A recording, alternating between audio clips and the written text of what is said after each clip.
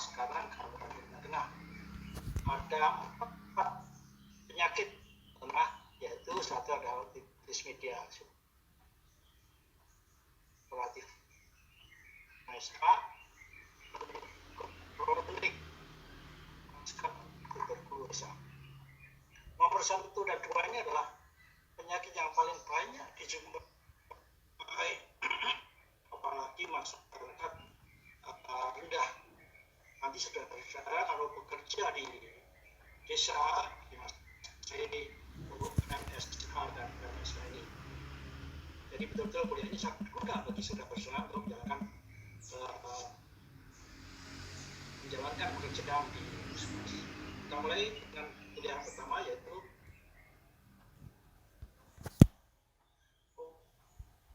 OMSA, otitis. Berdefinisi, OMSA adalah radang diikuti dengan pembentukan bus di dalam kafing teman.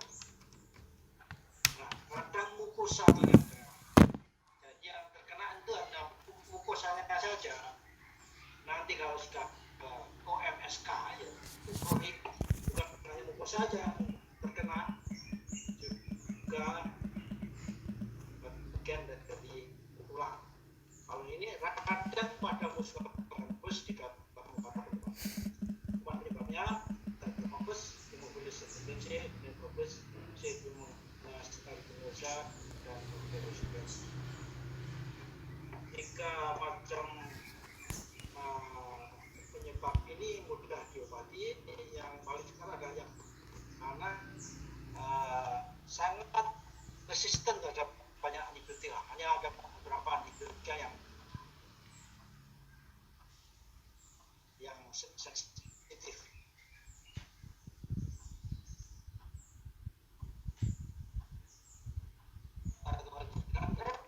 Patologi dan stadium. MSA ini terbagi dalam 4 stadium, yaitu stadium 1, yaitu stadium kataris, yaitu dimulai dengan ISPA. ISPA itu adalah infeksi saluran pernapasan atas. Ini adalah gambar di mana gambar ini adalah MAE yang tengah, dan ini ada saluran, itu adalah di tubular staphyus. Dengan adanya ISPA, maka ada udem pada osteum tubular staphyus, osteum tubular staphyus, udem, sehingga menutup saluran, menutup obstruksi tubular. Nah, ada melakukan ventilasi, yaitu udara bisa keluar masuk ke dalam kafing. Nah, kalau tertutup maka ventilasinya terganggu. Padahal oksigen diserap oleh mukosa teman-teman ini. Kalau oksigen tidak masuk, maka tekanan ini tetap akan turun, yaitu kurang dari 1 atmosfer. Kalau di sini 1 atmosfer, di dalam 1 atmosfer, maka membrana timpani isap ke dalam. Ya, isap ke dalam, ini disebut sebagai membrana timpani retraksi. Ya, oke, terusnya.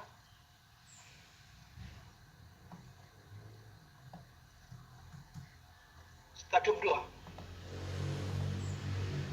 Pada stadium 2 tersebut stadium superatif. Tadi disebut vakum. Vakum itu kurang dari 1 atmosfer, maka disebut vakum. Sebetulnya kalau vakum itu ada tekanannya 0 ya, kali ini. Nah, kalau tekanan kurang dari 1. Nah, vakum itu lama-lama akan bertambah. Jadi kurang dari 1 atmosfer, mungkin setengah atmosfer atau kurang dari setengah atmosfer, maka akan terjadi transudasi, keluarnya cairan dari mukosa telinga tengah ke dalam kafing timpani. Nah, dengan keluarnya cairan ke dalam kafing timpani ini, maka tekanan itu akan naik menjadi lebih dari 1 atmosfer. Kalau tekanan di luar 1 atmosfer, di dalam lebih dari 1 atmosfer, maka membran timpani akan tertekan keluar. Ini disebut sebagai pomage. Pomage.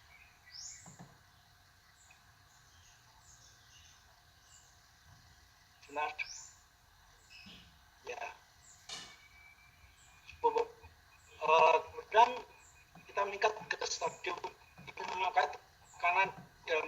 tekanannya akan meningkat terus sehingga membran timpani tidak tahan untuk menahan tekanan itu, maka terjadi lubang atau disebut jadi pus yang meningkat menekan membran timpani, membran timpani akan jadi perforasi, maka pus keluar dari melalui perforasi. Ini disebut sebagai stadium perforasi. Kemudian stadium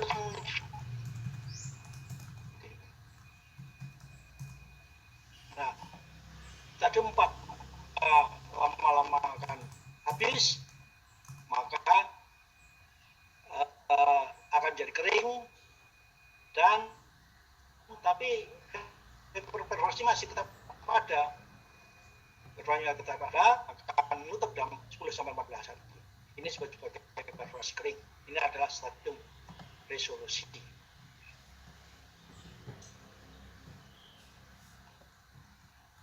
Diagnosis dan terapi. Saudara harus bisa mendiagnosis OMSA ini karena stadium dan gejalanya itu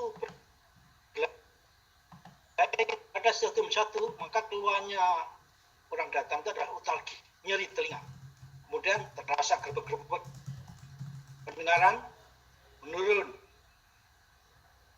ada gejala-gejala ISPA, batuk, pilek, dan pernah timpani retraksi. Apa tanda-tanda membran retraksi? Saudara harus mengetahui betul anatomi dari membran timpani, anatomi normal. Anatomi normal di mana saudara harus betul menguasai mana proses brevis, mana bagian-bagian dari membran yang lain, manipul malai, refleks cahaya, rekan anterior. Sekarang tanda-tanda kalau membran retraksi adalah proses brevis ini yang nampaknya pada waktu normal itu menonjol, ini lebih menonjol daripada yang normal. Kemudian manipulasinya vertikal ini nampak lebih horizontal, dan nampak lebih pendek, dan sama panjangnya, akan memendek, tapi nampaknya lebih pendek. Percaya itu bentuk segitiga, ini berubah berhilang. Kemudian ikan anterior ini patah, ikan anterior ini tidak tampak, anterior ini positif, posterior akan lebih jelas, tapi anterior tidak tampak. Karena apa? Karena tertutup oleh proses brevis. Kemudian stadium 2, yaitu keluar otalginya tambah, nyeri telinga tambah gerbek, pendengaran tambah menurun, dan masih ada gejala ISPA. Kemudian pada pemeriksaan adalah membran timpani bombar, yaitu membran timpani tampak merah, kemudian menonjol merah atau merah metal, merah total, sama menonjol, cukup dikeringnya, dan semua struktur dari membran timpani itu hilang. Mulai hilang,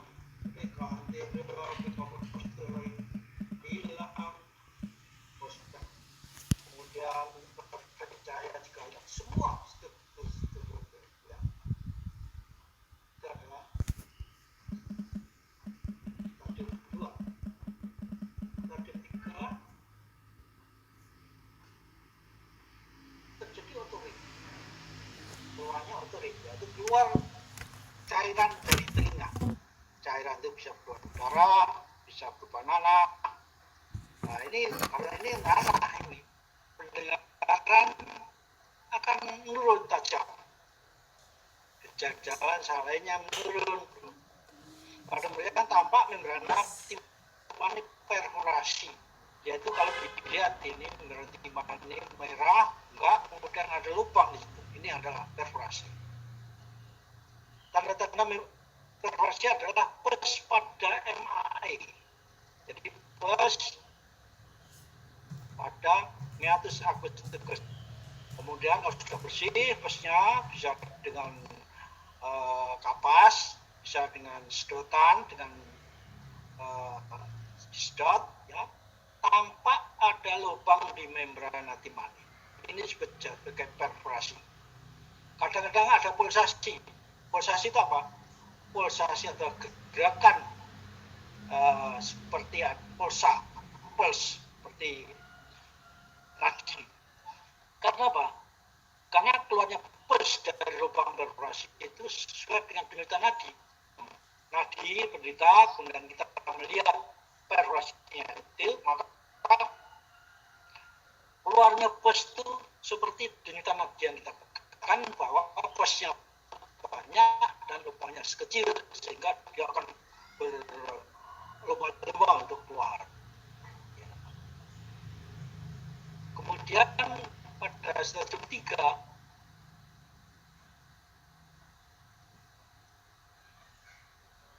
di stadium pendarahan menurun, gejala menurun, tampak tetap membran hati mani pulsasi. Tapi kering, tidak ada pus di situ. Tanda-tanda ini stadium 3 tadi sekarang stadium 4 itu masih ada perorasi, tapi kering, tidak ada pus di sana. Jadi membran hati mani perorasi kering, terus terapinya adalah edukasi tentang kebersihan telinga.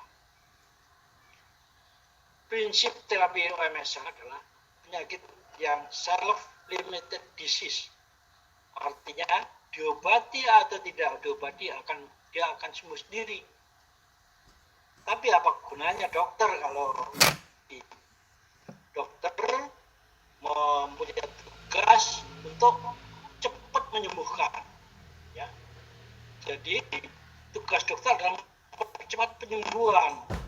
Jadi kalau biar sendiri ya dia akan sembuh, tapi harus melalui 4 bila datang pada stadium 1 diobati, jangan sampai masuk stadium 2, ya. Kemudian kalau datang pada stadium 2 jangan sampai, tapi kalau datang pada stadium 3 maka percepat masuk ke stadium 4.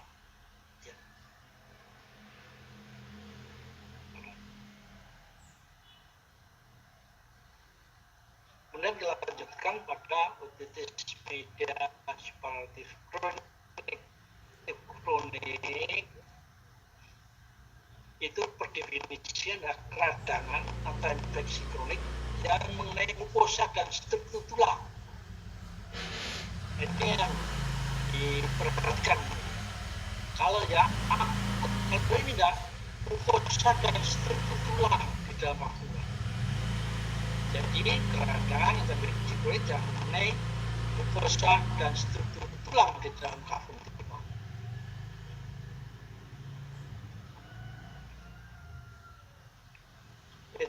Teorinya yaitu otitis media kronik ini kalau ada otitis media akut yang mendahulunya. Loh, katanya tadi otitis media akut itu adalah self-limited disease, bisa sembuh, bisa kronik.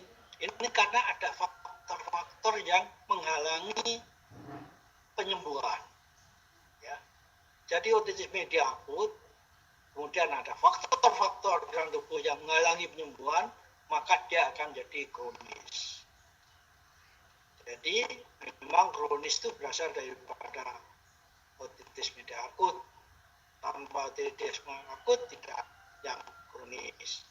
Tapi disertai dengan faktor-faktor untuk menghalangi apa? Kemudian penyebabnya sama, Pseudomonas, Proteus, dan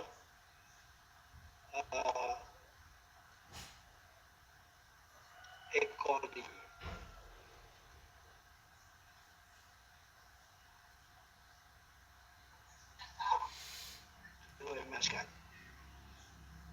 Ada 3 faktor, yaitu faktor limogen, faktor eksogen, dan faktor endogen. Faktor endogen yaitu infeksi saluran nafas atas. Misalnya penderita otitis media akut, dia juga menderita adenitis dan dia juga menderita sinusitis. Maka OMSA yang mestinya sembuh tanpa pengobatan, karena ada 3 macam penyakit ini, dia akan reinfeksi kembali. Terjadi otitis media akut lagi. Sembuh, reinfeksi lagi. Maka terus begitu sehingga jadi kronis.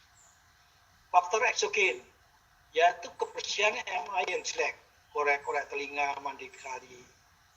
Tadi, otitis media akut yang sudah sembuh, maka meskipun kering, masih ada perforasi, masih ada lubang di membran timaninya.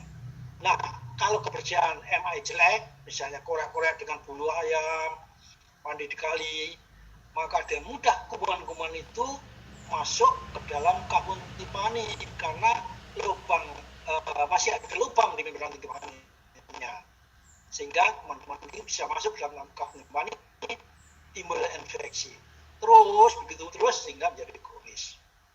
Faktor endogen, yaitu keadaan menjelek, malnutrisi, ada KP ini koh pulmonum.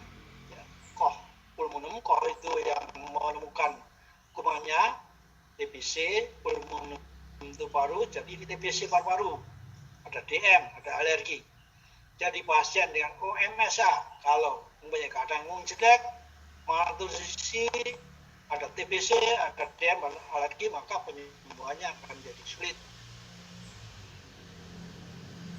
Gambaran patologi ada 3 perubahan, yaitu perubahan pada membran timani, perubahan pada mukosa membran timani, dan perubahan pada tulang. Ya, ada 3 perubahan patologi, perubahan pada membran timani, perubahan pada mukosa, dan perubahan pada tulang. Perubahan pada membran timani yaitu adanya perforasi. Perforasi itu macam-macam. Yang pertama adalah perforasi sentral, pars tensa. Seperti sudah ketahui pada kuliah pertama tentang anatomi membran timani, maka membran timani baju 2 di atas itu pars flaksida, di bawah. Kalau ada lubang di pars tensa, itu disebut sebagai ya perforasi pada pars tensa. Nah, perforasi macam-macam, ada yang kecil, bulat, ada bentuk ginjal, ada yang total. Total itu semua membran itu hilang, hanya ada lubang yang besar saja. Kedua adalah perforasi marginal, yaitu perforasi yang terjadi pada pinggir margo timpani. Kalau tadi tengah, sentral, kalau pada pinggir, maka disebut sebagai perforasi marginal, pinggir. Ya. Kemudian lainnya adalah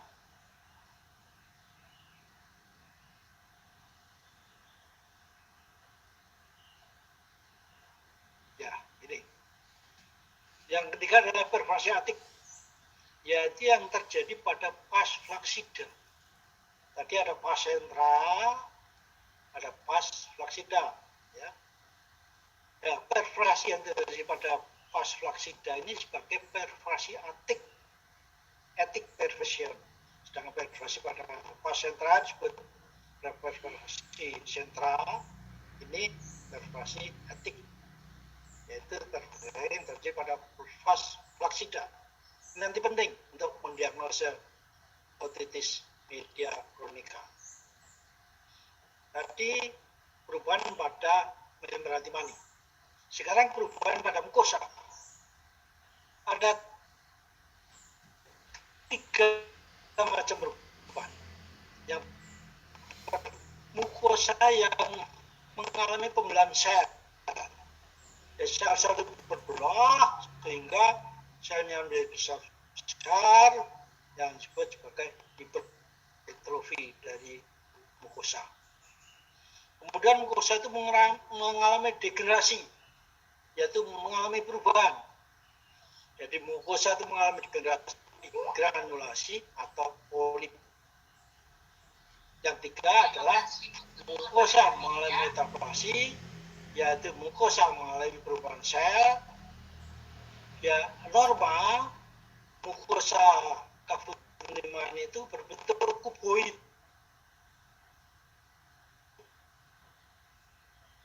Nah, itu epitel. Nah, sel epitel itu seperti kulit kita ini, ya.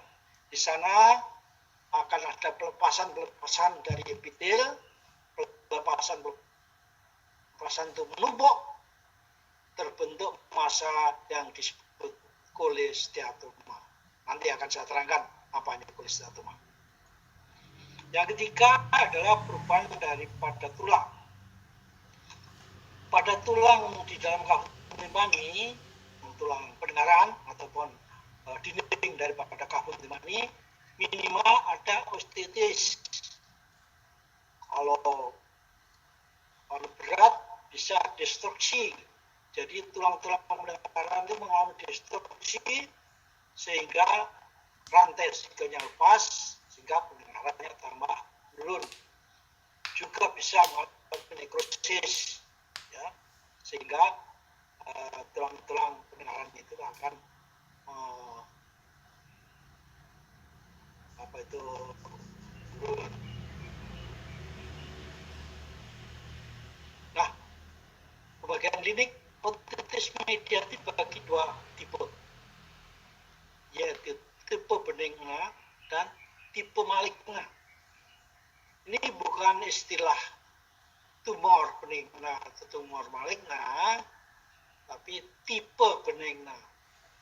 Benigna itu aman atau safe type atau turbo tipe aman. Karena tipe benigna itu tidak pernah ada komplikasi. Jadi tidak terjadi komplikasi pada OMS tipe benigna. Apa tandanya? Tandanya adalah adanya perforasi sentral. Jadi ada lubang di sentra ini. Kemudian kalau kita lihat ke dalam, mukosanya mengalami hipertrofi saja. Tidak mengalami metalopolasi, tidak mengalami degenerasi, hanya hipertrofi saja. Jadi tidak ada granulasi, tidak ada kolesteatoma.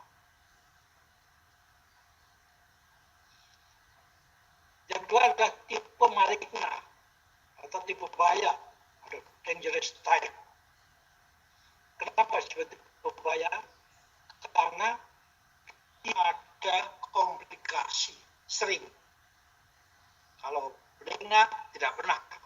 Kalau ini sering, maka disebut tipe bahaya. Bahayanya apa? Bisa komplikasi ke arah otak, timbul infeksi otak dan sebagainya. Maka disebut tipe bahaya atau dangerous type. Ada dua macam antikolateral, yaitu degeneratif dan sentral.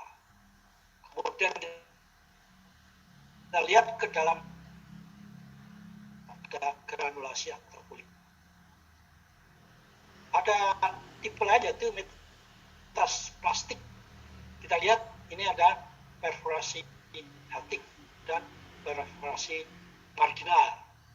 Nah, kalau ada perforasi hepatik atau perforasi marginal, maka diperkirakan bahwa ada kolesteatoma di sana. Jadi kalau kita lihat perforasi hepatik marginal, maka digolongkan dalam tipe yang maligna.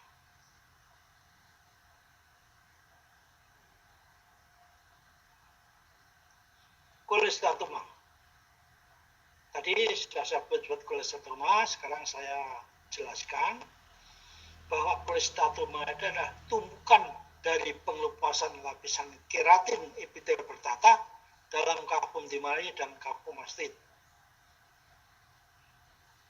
Tadi saya sebutkan bahwa mukosa kapsul pneumonia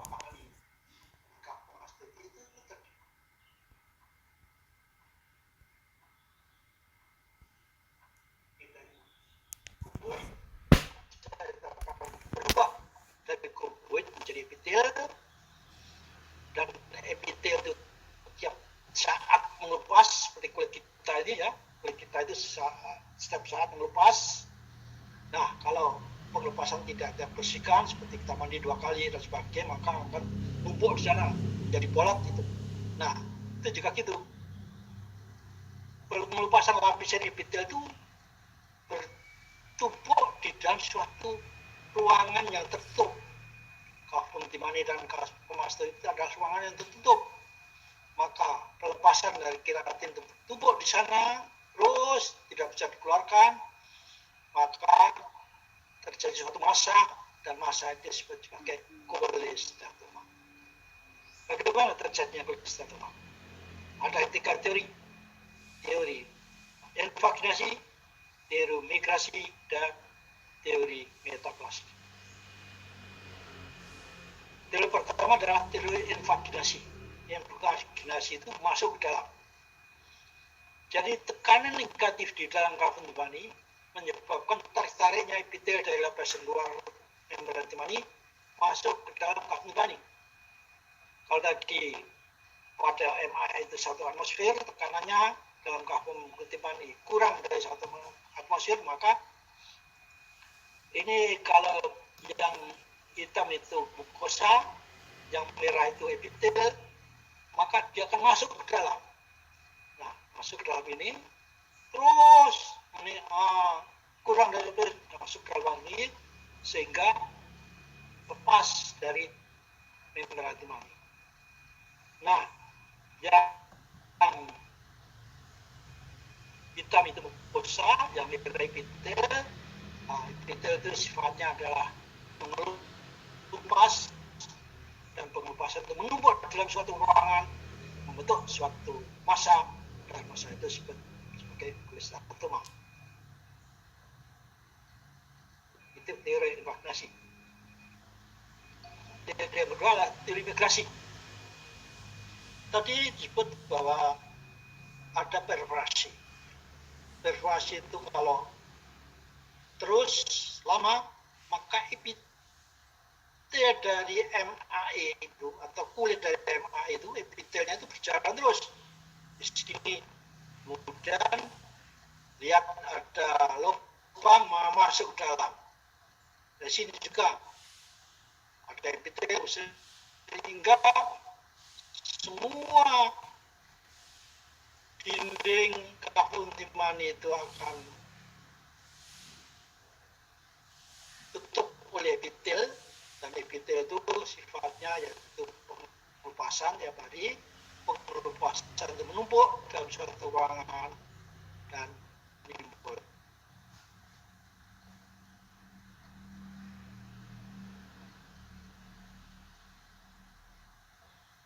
Ya, ketiga adalah teori metaplasia,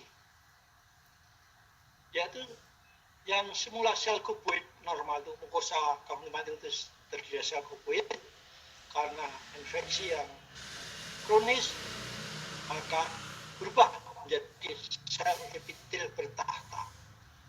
Ini gambaran sel kuboid kotak-kotak, dan berubah menjadi sel epitel bertahta. Jadi beberapa epitel itu sana, kemudian di atas sendiri ada keratin. Keratinnya itu mengelupas, menumpuk, tumpukan menjadi massa, dan disebut kolesterol. Diagnosa, keluhan dan gejala. Yang pertama adalah otore, dan kedua benar menurun. Jadi gejalanya itu ada 2. Otore, keluarnya cairan dari telinga, dan pendengaran menurun. Kalau ada gejala yang ketiga, itu adalah gejala dari komplikasinya. Jadi gejala OMSK itu hanya ada 2, otore dan menurun. Kalau ada gejala yang ketiga, itu adalah gejala komplikasinya. Misalnya otore dan menurun, kemudian ada sefalgi, itu ada komplikasinya karena intrakranial. Otore dan menurun, kemudian ada muka menceng, itu adalah komplikasi ke arah nervus facialis. Apa otore? Otore itu adalah periksa otitis media kronika pada pasien, sudah lihat ada outore, maka pus pada meningitis acutaneous itu harus saudara keluarkan, harus saudara bersihkan. Bisa dengan kapas, sedikit demi sedikit, bisa dengan sedotan atau suction. Nah, dari pus itu dianalisa. Kalau pusnya itu kental dan busuk, maka diperkirakan, oh di dalamnya itu ada cholesteatoma atau ada destruksi tulang. Tapi kalau pusnya itu encer, tidak busuk, maka diperkirakan mukosa itu hanya hipertrofi aja. Ya. Ini yang bahaya, ini yang tidak bahaya. Kemudian pendengaran nurun. Pasien datang dengan outore dan pendengaran nurun. Kalau pasien mengeluh pendengaran nurun, kenapa pendengaran nurun? Pendengaran nurun itu karena ada sakit dalam MAE. Ya. Jadi kalau ada pus dalam MAE, maka tentu saja konduksi suara dalam telinga menjadi terhambat. Kemudian ada perforasi. Perforasi itu lubang di membran timani. Kalau ada perforasi di membran timani, maka membran timani akan berkurang untuk menerima getaran dari luar. Kemudian ada penebalan mukosa. Kemudian ada kerusakan dari vesikula. Kalau ada kerusakan vesikula, maka suara dari luar itu tidak bisa diteruskan ke dalam.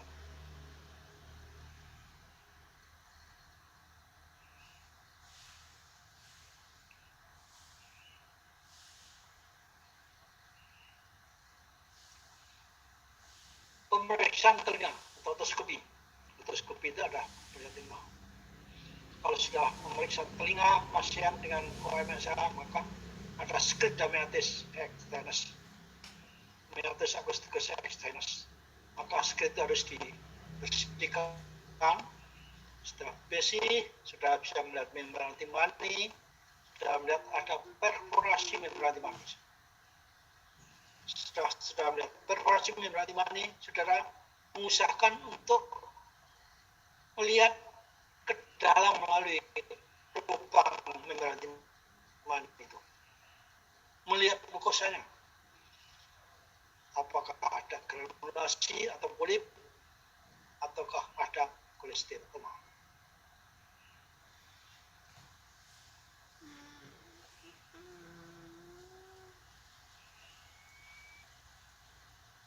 Kemudian tadi ada keluhan dengan nurun, saudara boleh percaya, wah saya nurun, harus sudah tes pendengaran itu bisa dengan tanpa alat, dengan suara sudah tidak, itu suara bisik. Ya, minggu lalu telah saudara pelajari tentang bagaimana tes pendengaran itu dengan suara bisik, dengan omongan saudara saja dan bisa diketahui suara bisik. Kemudian dengan alat yang murah sekali, yaitu tes garpu suara atau garpu tala. Dengan tes garpu tala itu saudara bisa diagnosa pendengaran itu menurun atau tidak. Kalau lebih canggih lagi, yaitu dengan audiogram, itu butuh alat yang canggih. Nah, dengan audiogram itu bisa diagnosi atau tidak murah. Kemudian saudara usulkan exfotomastoid. Kalau misalnya di puskesmas, di perifer ada fasilitas untuk foto, maka sudah melakukan exfotomastoid. Kalau radiografernya tanya, dok posisi apa? Jawab posisi Schuller. Jadi exfotomastoid posisi Schuller. Sudah harus tahu nih Schuller. Dari fotomastoid ini bisa diketahui bahwa mastoid itu sklerotik atau rongga. Kalau rongga itu suatu rongga itu isinya apa? Isinya cholesteatoma. Ini sudah diteliti bahwa semua mastoid yang ada rongganya tentu ada cholesteatoma.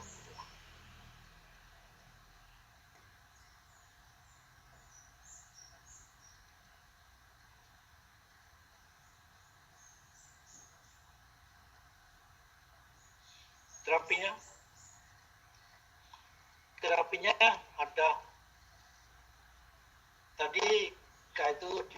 di dua macamnya, tipe benigna dan tipe maligna. Itu berbeda sekali terapinya. Kalau sudah menyumpai tipe benigna di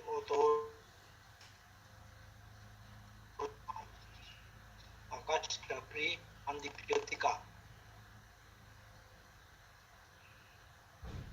Kemudian cari penyebabnya, ada dermatitis, ada rintis, ada sinusitis, berantas sumber infeksinya.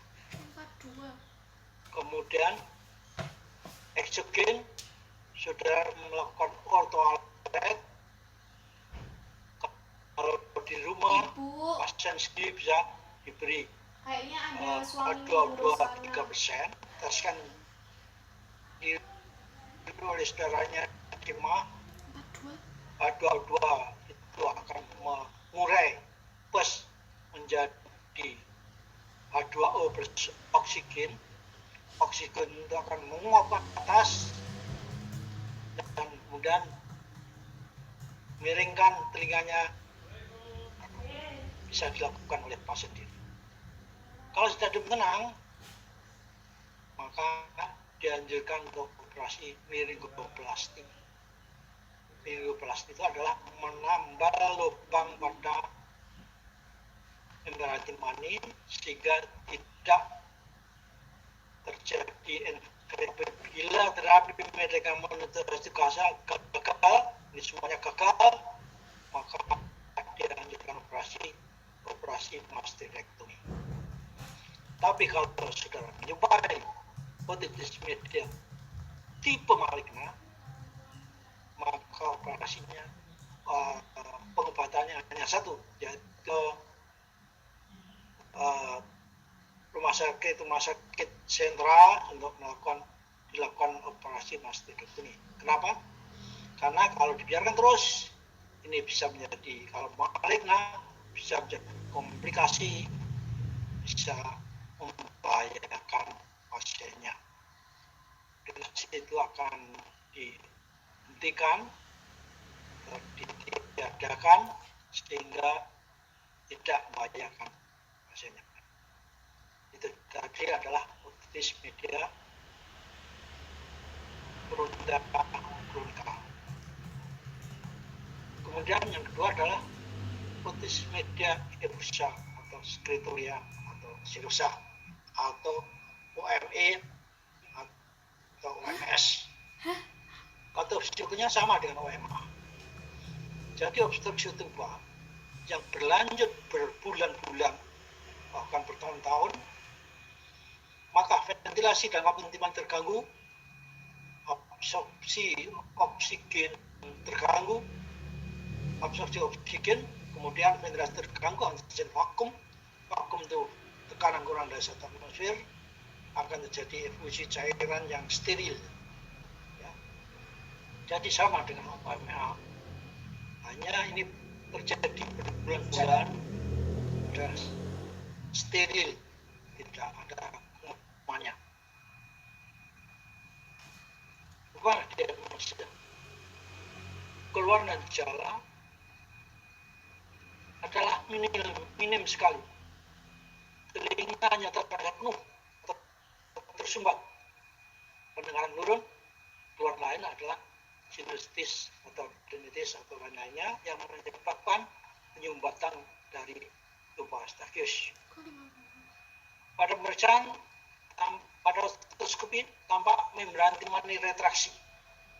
Tadi saya sebutkan apa tanda-tanda retraksi. Kemudian kapung timani, kalau kapung timani itu tipis dan transparan, tampak ada cairan, tampak. Tapi jarang ini ya, karena membran timani itu kadang-kadang tebal sehingga tidak transparan. Tapi kalau tipis, transparan, tanpa ada cairan. Tes pendengaran ada polikonduksi. Terapinya apa? Bila ada cairan, maka dilakukan parasintesis untuk drainase dan ventilasi. Jadi membran timani itu diiris sehingga cairannya keluar, ada lubang, jadi untuk drainase dan ventilasi, tapi dia nutup lagi, bisa dilakukan variasi lagi, bolak-balik gitu. Kalau gitu pasang namanya grommet. Grommet itu adalah disebut juga sebagai tuba artifisial. Jadi tubanya tadi kan tertutup, maka dibuat lubang lagi, yaitu dengan memasang grommet. Dan skate itu yang keluar itu adalah mukus, kental sekali, maka disebut sebagai glue ear. Glue itu lem, ya, seperti lem, karena disedot saja susah sekali. Kemudian mengobati penyebabnya. Kalau ada alergi, hindari alerginya, desensitisasi. Kalau adanya besar, dilakukan adenoidektomi. Kalau ada sinusitis, dilakukan irigasi. Nah, ini namanya grommet. Grommet itu seperti klos benang. Gitu. Kalau sudah masih kecil, waktu kecil senangnya layangan, tentu tahu klos benang itu. Klos benang itu ada 2 sayap, di kanan kiri, kemudian tengahnya berlubang. Nah, itu setelah parentesi, maka grommet itu dipasang di lubang membran antimani yang telah diparentesi, maka akan terjadi lubang di sini untuk ventilasi, untuk drainase bisa. Jadi ini adalah tuba artifisial. Karena tubanya tidak berfungsi, maka fungsinya diambil alih oleh grommet.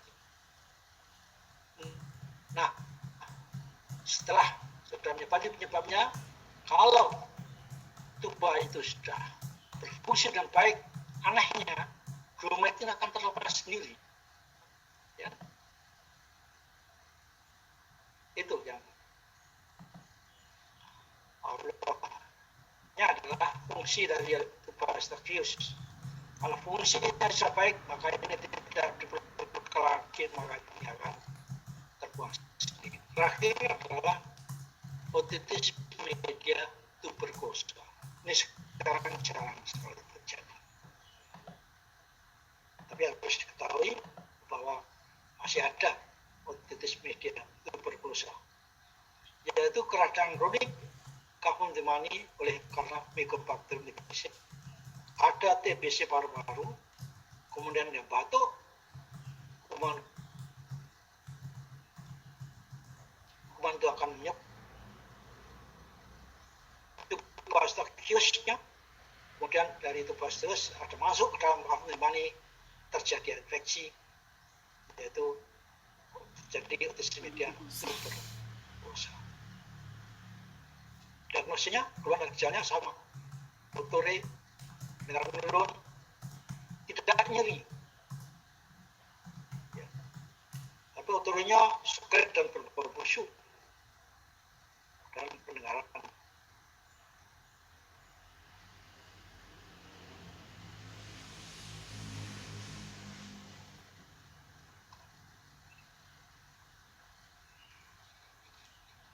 Sekret, serus atau purulen. Biasanya serus itu. Kalau purulen itu masih ada infeksi bakteri. Kemudian ini yang khas, perforasi multiple. Biasanya perforasi itu hanya satu, tapi kalau ada perforasi yang 2, 3, atau 4, disebut perforasi multiple. Ini khas untuk otitis media tuberkulosa. Leukoinduksi atau tulis campuran berat, X fototerap, ada tanda KP, koh pulmoner. Ya. Nah, ini ada perforasi gaman, perforasi yang multiple, ada berapa lubang di dalam membran antimani itu. Terapinya ada lokal, ultraviolet, umum untuk anti TBC yang seperti nanti dikuliahkan di bagian paru-paru. Nah, itu adalah otitis media TBC. Sekarang kita meningkat ke mastitis kronis. Mastitis kronis itu sebetulnya tidak dapat dipisahkan dengan MSK. OMSK itu dengan mastoiditis itu hampir bersamaan. Kapan terjadi OMSK aja, kapan ada mastoiditis kronik itu tidak bisa diketahui. Maka jadikan satu disebut otomastoiditis kronik. Diagnosisnya sama dengan OMSK. Sama. Terapinya ya mastoidektomi. Tujuan operasi mastoidektomi itu pertama adalah menghilangkan sumber infeksi, mempertahankan fungsi pendengaran, bila mungkin meningkatkan pendengaran. Ya. Menghilangkan sumber infeksi sudah jelas bahwa mastoid terinfeksi, maka semua sumber infeksi dikeluarkan sehingga sumber infeksi itu hilang. Mencegah terjadi komplikasi. Kalau sudah dilakukan mastoidektomi, maka bahaya komplikasi itu menjadi hilang, tidak ada komplikasi lagi karena infeksinya sudah dikeluarkan. Kemudian pertahanan fungsi pendengaran. Kalau fungsi pendengarannya masih baik, maka dipertahankan fungsi pendengaran jangan lebih jelek. Bila mungkin meningkatkan pendengaran, yaitu kalau ada bila mungkin dilakukan osiguloplasti atau timpanoplasti, maka pendengaran yang kurang tadi akan ditingkatkan.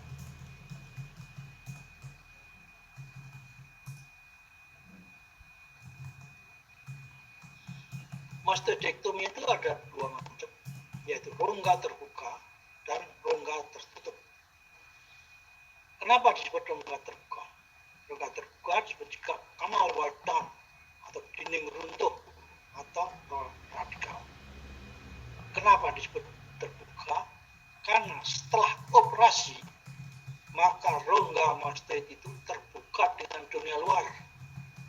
Normalnya kan tertutup ya, sudah nggak bisa melihat mastoid, rongga mastoid karena tertutup oleh dinding kanal wall, dinding posterior dari MAI.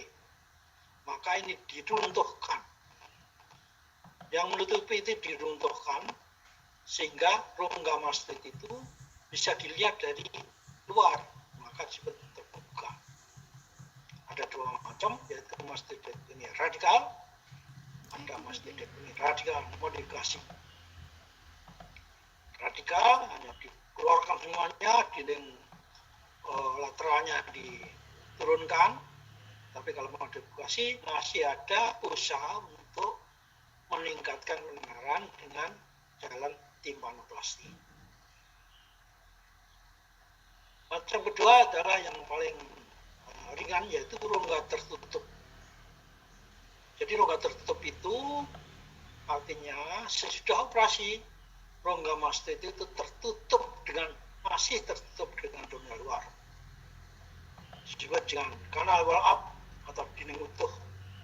Jadi dinding posterior dan MAI itu tidak diruntuhkan sehingga masih tetap tertutup dengan dunia luar.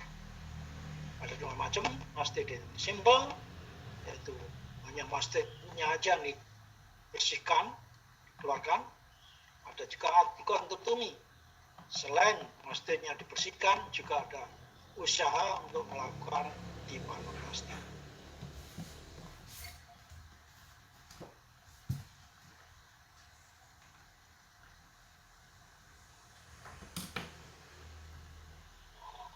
Indikasi mastoidektomi. Mastoidektomi rongga terbuka dilakukan pada OMSK tipe maligna, OMSK dengan komunikasi, OMSK dengan tulisan. Jadi ketiga tipe ini harus dilakukan rongga terbuka. Kalau rongga tertutup dilakukan pada otis media tipe yang benigna. Tipe benigna dilakukan rongga tertutup. Nah, ini adalah gambaran operasi, bermacam-macam operasi mastoidektomi.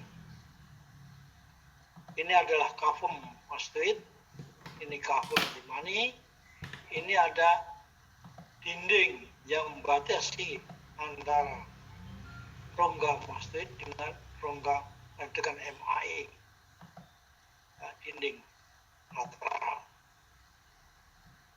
Kalau rongga tertutup maka dinding ini tetap hanya operasi hanya mastoid saja, simple, hanya mastoid saja dikeluarkan, dibersihkan, atau dilakukan nanti menjadi pembersihan dan bukan hanya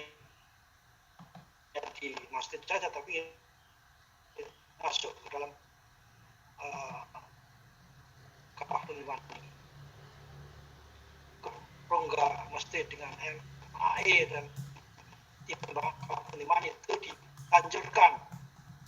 Jadi gini, jadi antara rongga mastoid, MAE dan kawah penyimpan ini menjadi satu rongga.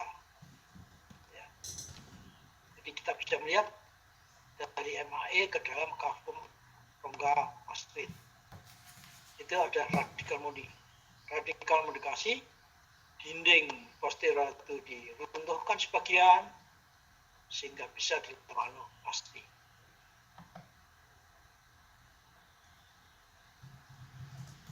Komunikasi. Tadi gejala MSK itu hanya dua ya, tuturing dan pendengaran doang. Kalau ada gejala yang ketiga, itu adalah komplikasinya. Misalnya pasien datang dengan otorit dan menurun dan benjolan pada belakang telinga atau di bawah telinga. Ini adalah komplikasi daripada OMSK. Ini OMSK, ini adalah komplikasinya. Atau ada vertigo, atau ada bunga bencong, ada konvulsi, atau ada serbagia. Jadi gejala yang ketiga ini adalah komplikasinya. Arah komplikasi kemana? Ke arah ekstrakranial, ke arah luar dari telinga, yaitu berupa abses retroauricularis, yaitu abses di belakang telinga, abses vesor dan abses morik. Ke arah temporal, yaitu labyrinthitis dan paresis atau paresis tujuh. Ke arah meningitis dan abses otak. Ini yang paling berbahaya, bisa membahayakan jiwa penderita abses otak, meningitis dan abses ekstradural. Ini adalah gambaran dari mastoid ke arah luar, yaitu abses retroauricularis, abses vesor, abses terbuka.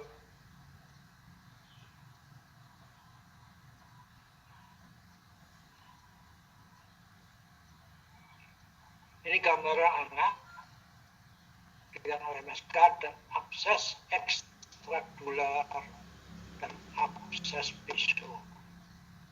Abses retroauricularis di belakang telinga ini ada benjolan, ada merah dan ada abses retroauricularis dan ada abses vesor. Ini juga ada gambaran abses mastoid, abses vesor dan sebagainya. Ini juga abses vesor ke arah bawah ini.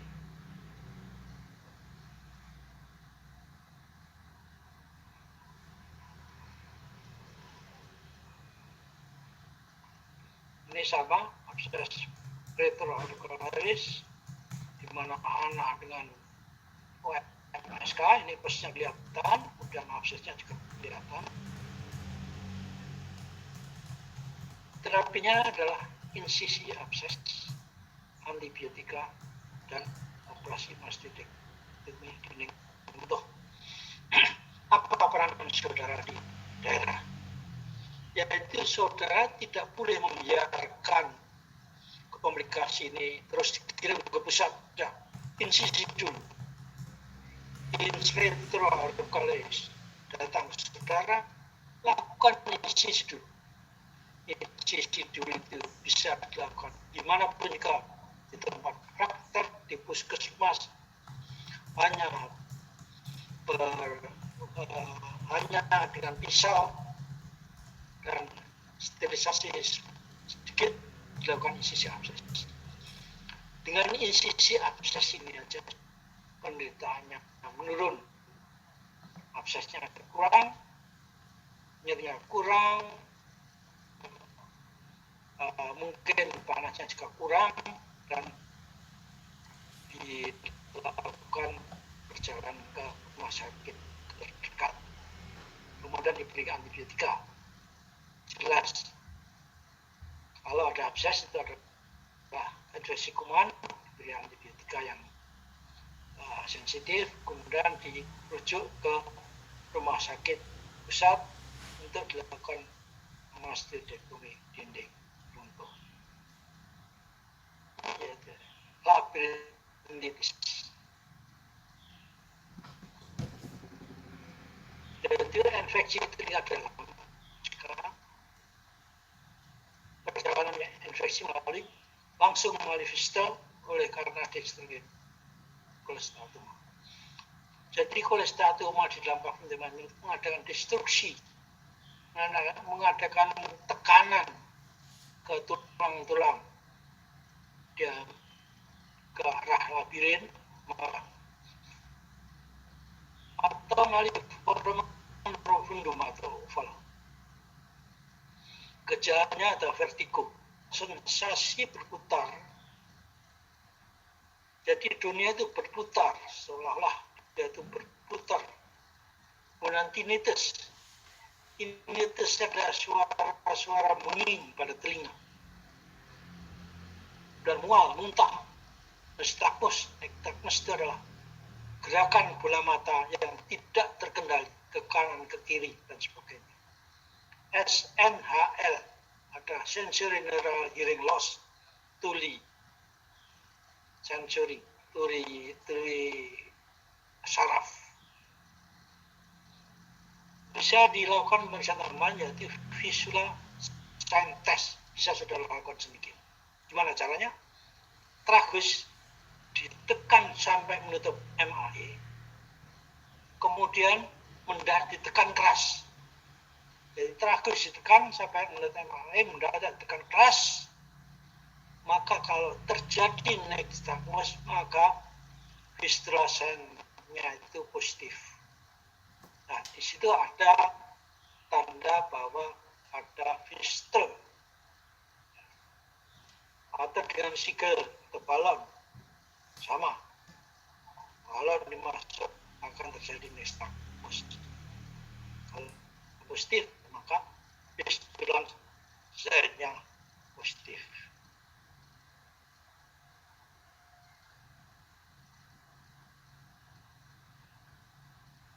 Nah, ini adalah pakai balon, masukkan dalam telinga, kemudian tekan, atau dengan ditekan balon, kemudian ini untuk melihatkan ada nystagmus. Terapinya sudah bisa mengobati dengan obat-obat atau menanggulangi vertigonya. Vertigo diobati, nausea vomiting diobati, dan diberi antibiotika. Kemudian dianjurkan untuk ke rumah sakit sentral untuk dilakukan mastectomi dinding runtuh. Kalau ada fistula, ditutup dengan jaringan ikat atau mau.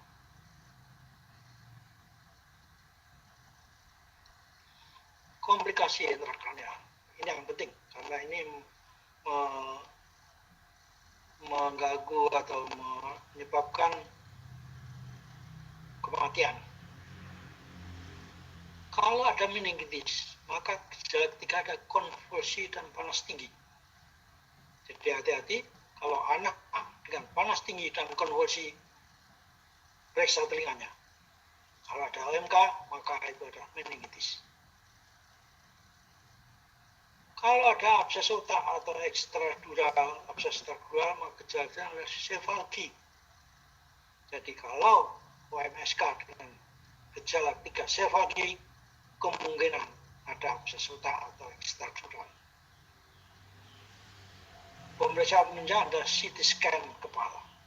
Nah, dari CT scan kepala itu ditentukan abses di otak atau di ekstradural. Nah,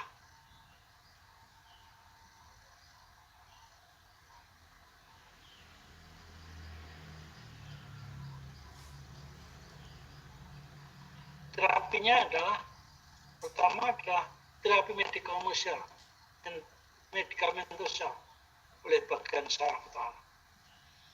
Kita koordinasi dengan bagian saraf, bagian anak, dan bagian bedah saraf. Kemudian bila sudah capai kesembuhan yang optimal, kesembuhan optimal itu dilihat dari jumlah sel dalam liquor cerebrospinal, pemeriksaan liquor, kemudian selnya dihitung. Kalau sudah ada kesembuhan yang optimal, maka dilakukan mastectomy dinding runtuh. Untuk abses otak dan abses cerebral dilakukan operasi evakuasi abses oleh bedah saraf, kemudian mastectomy dinding runtuh TLTKR bisa 1 tahap atau 2 tahap. Artinya, dalam sekali operasi dilakukan dulu oleh bedah saraf, dilakukan evakuasi abses otak oleh bedah saraf, kemudian dilakukan mastectomy oleh THT. Atau 2 tahap dilakukan oleh bedah saraf dulu. Nanti kalau sudah ada kemajuan seminggu atau 2 minggu, THT main dengan operasi mastectomy. Terima kasih. Kita lanjutkan dengan kelumpuhan saraf fasialis.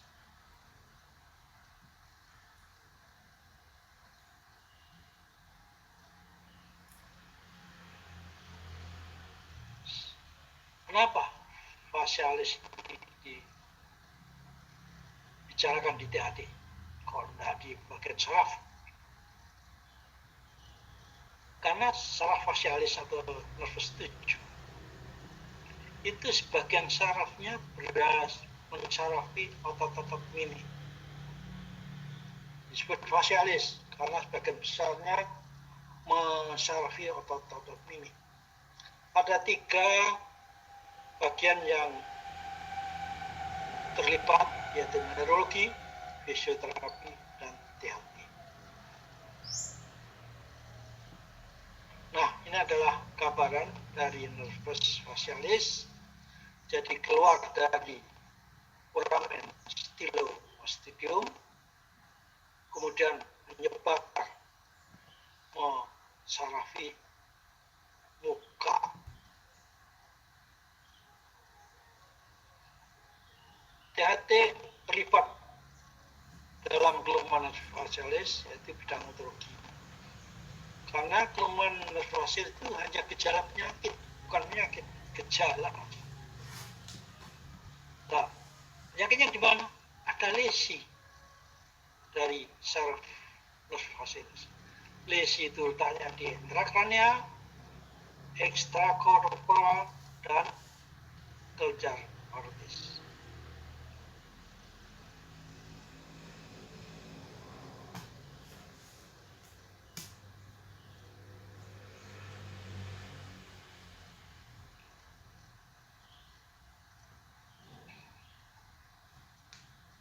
Nah, sebagian besar 90% lesi itu di intratemporal,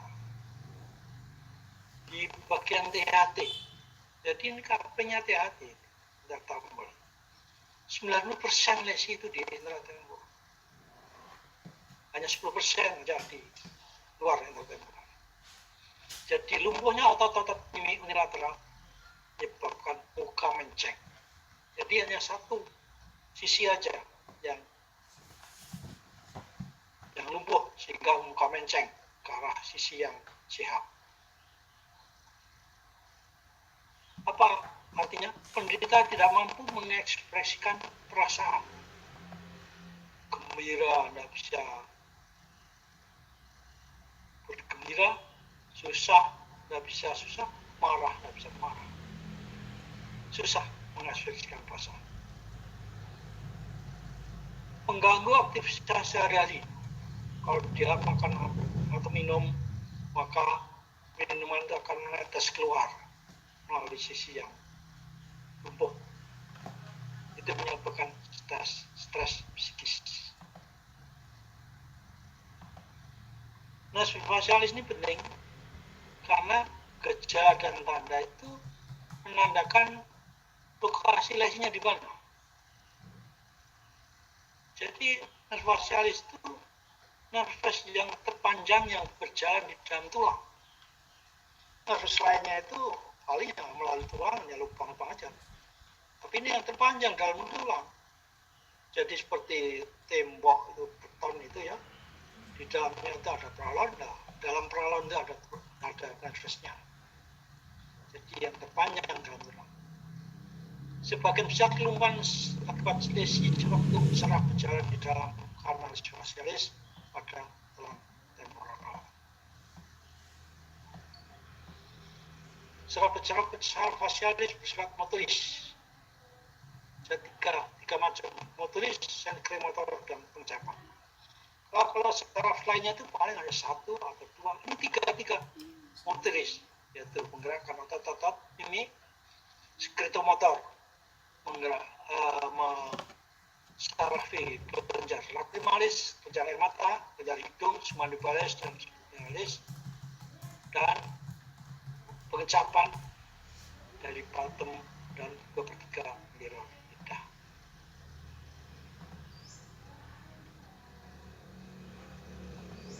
Nah, ini jalan daripada nervus spasialis mulai dari atas, kemudian ke bawah. Nah, ini di dalam os temporalis, di dalam tulang os temporalis. Ini memberi cabang-cabang, yaitu ke arah glandula lacrimalis, yaitu air mata, kemudian ke arah chorda timani, ya, ini, kemudian ke arah sublimalir. Nah, ini adalah bisa diketahui di mana lesi itu terjadi. Tes lacrimalis, kalau dia negatif, maka lesinya itu di atas. Tes chorda timani, kalau ada lesinya ada di sini, di atas. Kemudian tes kelenjar limalis dan submandibularis, caradaris, maka lesinya ada di sini.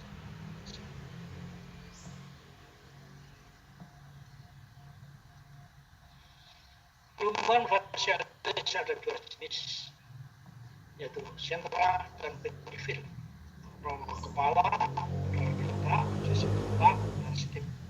Yang terbanyak itu adalah di periferi, 96%. Di periferi itu yang di trakt temporal itu yang banyak, 90%.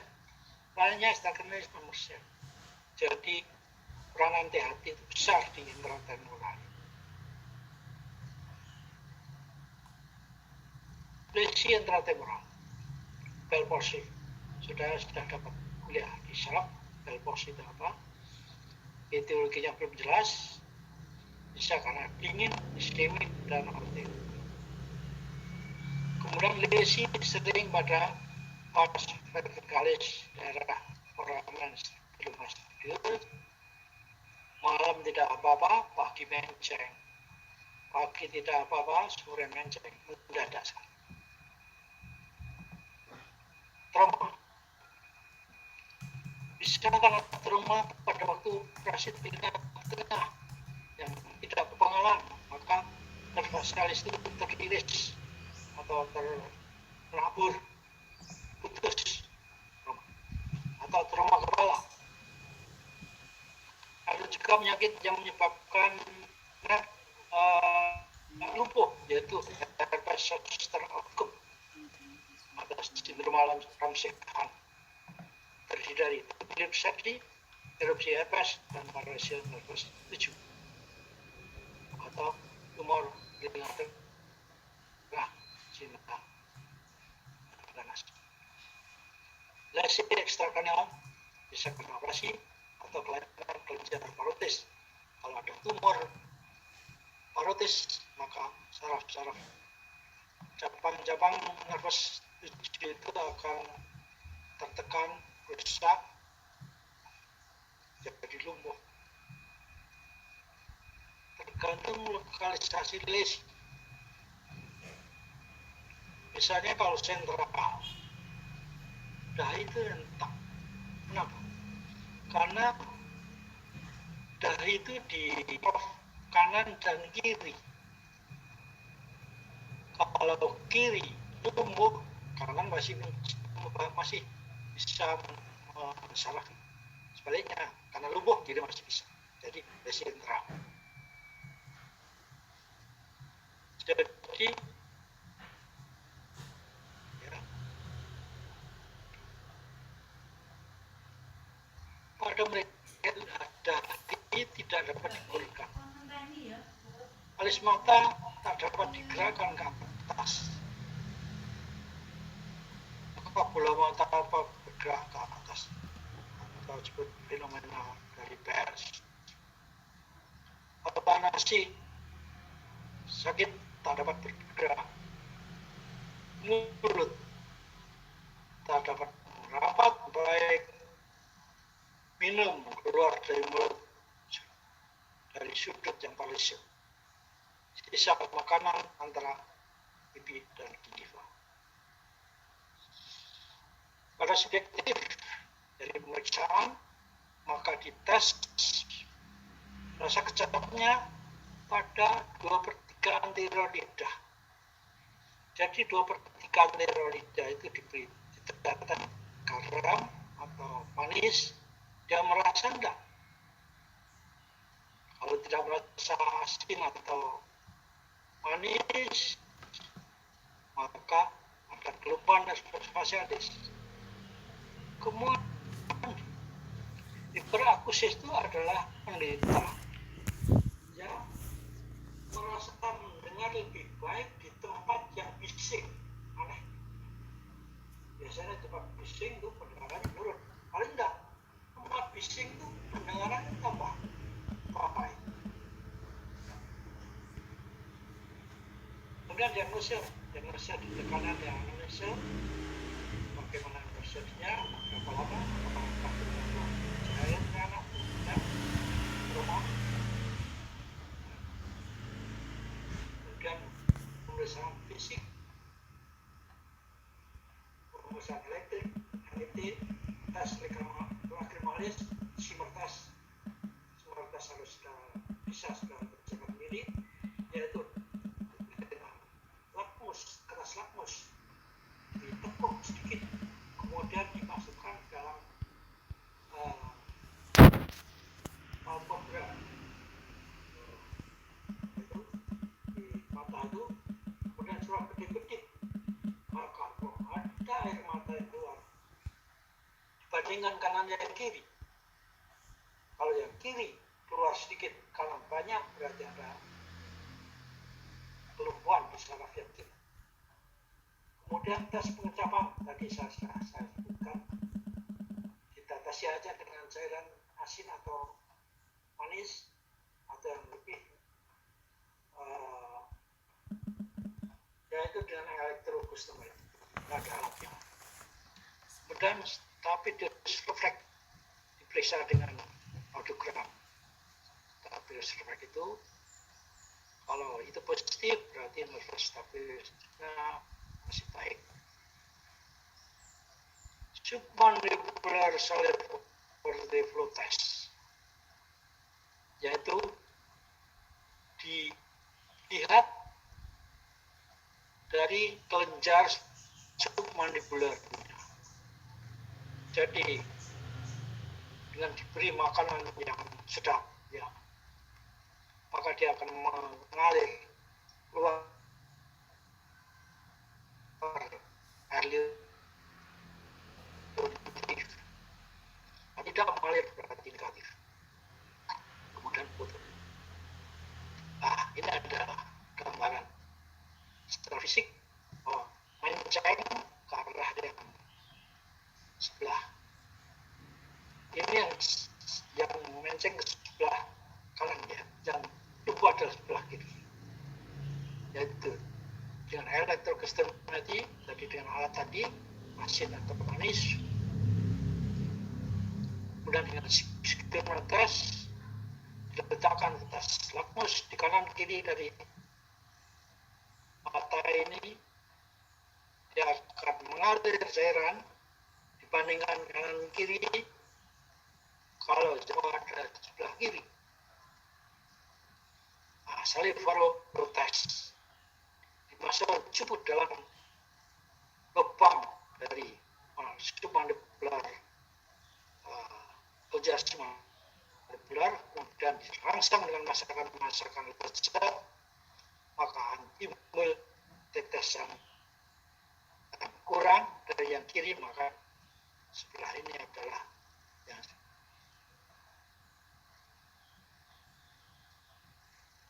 lumpuh.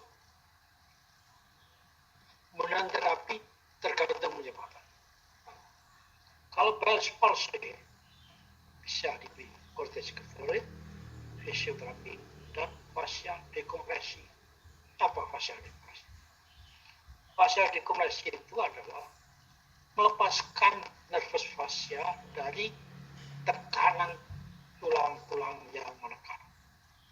Jadi nervus fascialis itu udem karena dia di dalam tulang, maka udemnya akan menekan dirinya sendiri. Maka kalau tulangnya dilepaskan, maka udemnya akan lepas, maka akan udemnya hilang, akan terjadi buat. Kalau ada orang misalnya dilakukan parasintesia ketika kalau ada OMSK atau mastitis dilakukan mastektomi dan fascia dekompresi.